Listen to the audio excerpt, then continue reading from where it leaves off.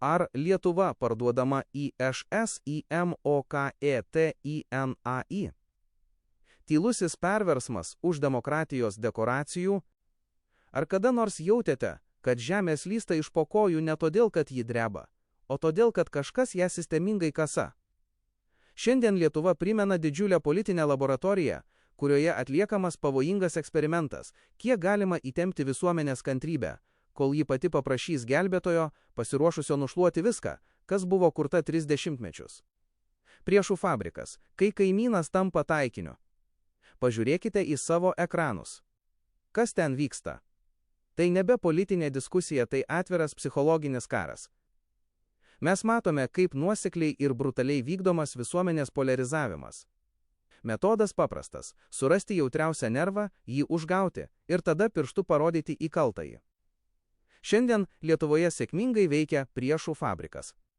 Jei tavo nuomonė nesutampa su garsiai rėkiančios mažumos ar tam tikrų politinių jėgų naratyvu, tu esi persekiojamas, etiketuojamas, o tavo balsas dusinamas.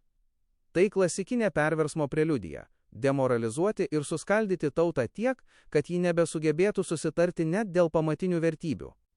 Žiniasklaidos aklumas ar sąmoningas dalyvavimas. Didžiausi naujienų portalai, kurių serveriai ir savininkų sąskaitos dažnai net neturi lietuviško kvapo, tapo šio spektaklio režisieriais. Skambios antraštės, kaltinimai be teismo, vieši linčo teismai tiesioginėme eteryje. Tai nebe informavimas, tai emocinis teroras. Kodėl eskaluojamas nepasitikėjimas savo valstybę? Kodėl sistemingai griaunamas bet koks autoritetas? Atsakymas slypi galutiniuose naudos gavėjuose. Kai visuomenė nebetiki niekuo, ji tampa lengvai minkoma mase.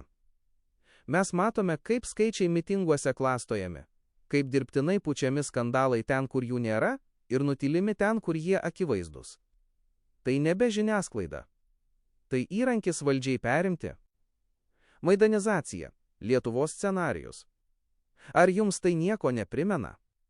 Ukrainos tragedija prasidėjo nuo teisingų šūkių, bet baigėsi tuo, kad valstybė buvo nubrėžta į chaosą, kuriuo pasinaudojo didieji žaidėjai. Šiandien Lietuvoje braižomas panašus žemėlapis. Kol konservatoriai ir valdantieji mūrų stoja prieš bet kokį suartėjimą su rytais, motyvuodami tai saugumu ir vertybėmis, kita pusė ruošia didįjį posūkį. Pasigirstantis balsai iš vakarų apie reikiamybę kalbėti su Minsku ir Maskva tampa degalais tiems, kurie nori nuversti dabartinę kryptį. Tai nėra protestas prieš mokesčius ar kelius.